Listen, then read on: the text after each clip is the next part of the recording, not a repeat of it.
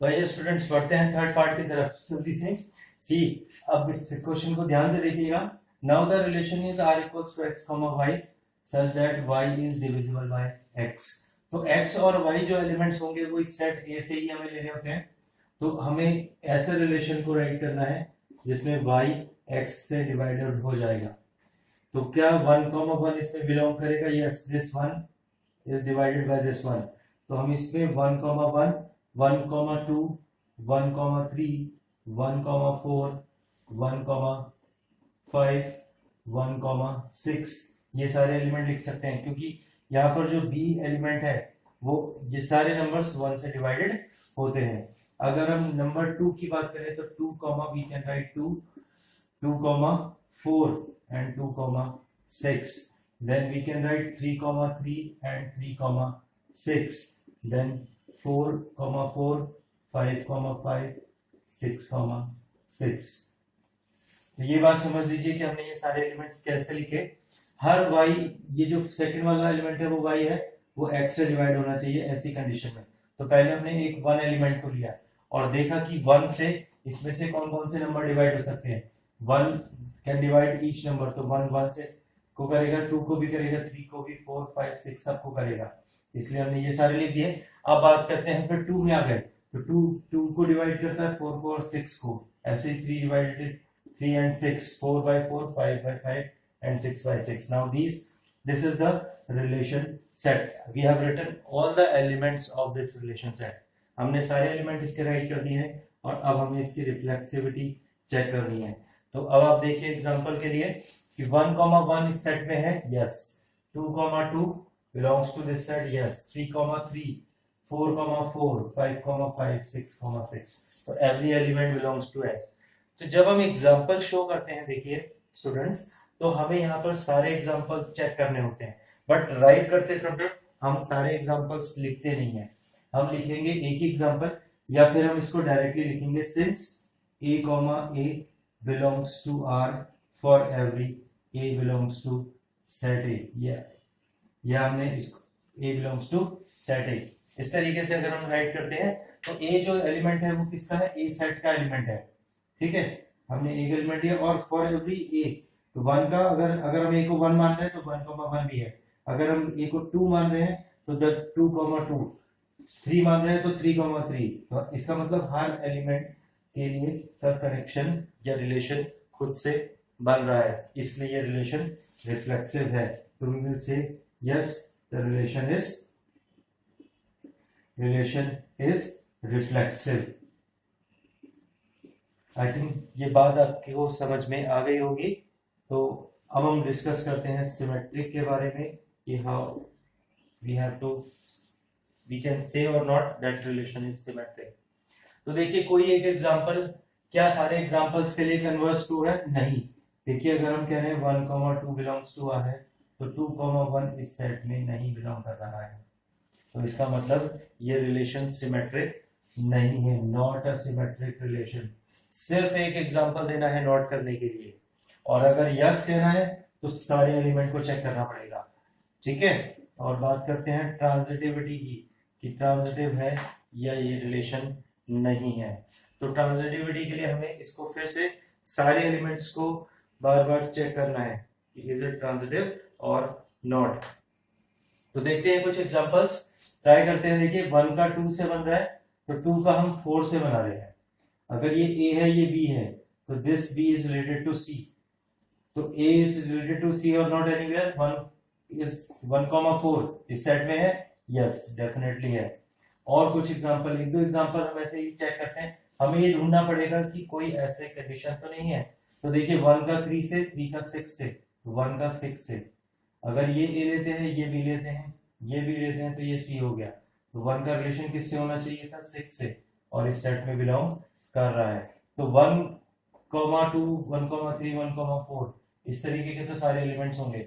एक कंडीशंस कहीं से और चेक करके देखते हैं कि क्या 2 का रिलेशन अगर 4 से है तो क्या ये 4 किसी और से कनेक्टेड है?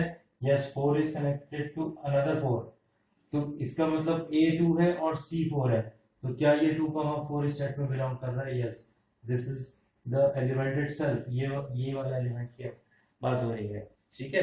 तो this type of conditions if you will check for all, क्योंकि हमारे पास ऐसा कोई भी एग्जांपल इसमें नहीं आ रहा है कि जिससे हम इसको फॉल्स प्रूव कर सके, तो हम इसको क्या कह देंगे, transitive relation. And what we have to write that if a comma b belongs to R, also b comma c belongs to R. This implies a comma c belongs to R. For every element a, b, c belongs to set A. So it means this relation is a transitive relation. I think you might be understood this question. तो ये थोड़ी सी condition critical है। आपको जब check करना है कि अब जब आप कह रहे हो कि यस, तो आपको इसके सारे एग्जांपल्स को लेना पड़ेगा। तो हमारे पास कोई भी एक ऐसा एग्जांपल अगर इसमें आ जाता कि a comma b belongs to R है, b comma c belongs to R है, बट a कॉमा c इसमें नहीं है, तो ये रिलेशन ट्रांजिटिव नहीं होगा।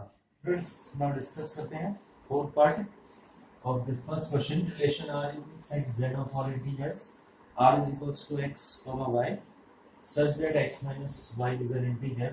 Again we have to check it is reflexive, symmetric and transitive. Okay, so for reflexivity, now we have all the integers, set of all the integers.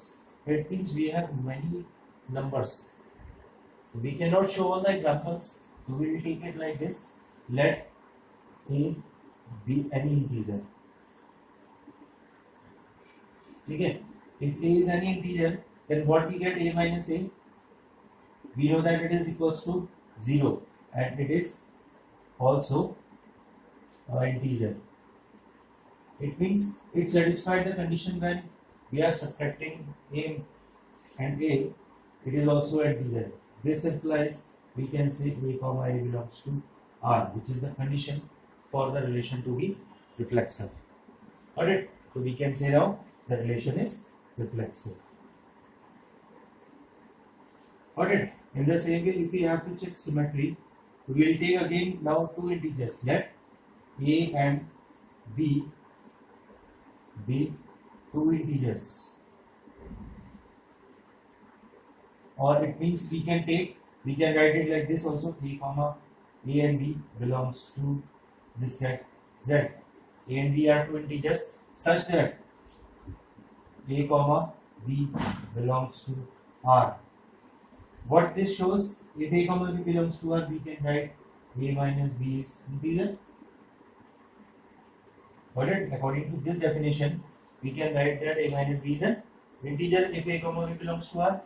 So we can take minus sign common. B minus A, we can write this is also integer.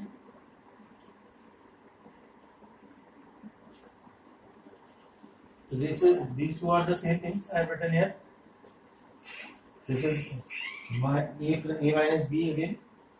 So if any negative value is an integer, so we can also say that its positivity is also integer. जैसे कि हमारे पास example के लिए अगर -2 एक integer है, तो इसका मतलब है कि +2 भी एक इंटीजर होगा। तो हम ले सकते हैं कि b minus a is also a integer। ठीक है, तो अगर b minus a एक इंटीजर है, तो इससे हम क्या डेफिनेशन राइट कर सकते हैं? We can write that b minus a is also an integer. This shows that b comma a belongs to R. So if a comma b belongs to R, this implies we have proved that b comma a belongs to R. It means that the relation is symmetric. ठीक है, now come to transitive. Transitive के लिए हमें a, b और c तीन elements लेने पड़ेंगे z में से, such that a comma b belongs to R. It means a minus b is an integer. ठीक है, also we have b comma c belongs to R. If these two elements a comma b and b comma c belongs to R, what we can write? b minus c is an integer. ठीक है, So now this implies we know that sum of two integers is also an integer. Yes, integer जो है दो integers का sum एक integer होता है. तो if we write a minus b plus b minus c here, we are adding these two integers. So what we get here? A minus c, because plus b and minus b will be cancel out. So what this relation gives? A minus c belongs to R. हम कह रहे हैं कि is an integer.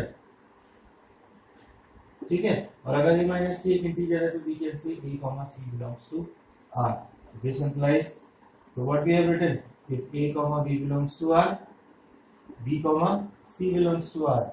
This implies a comma c also belongs to R. This shows that the relation is transitive. Okay guys.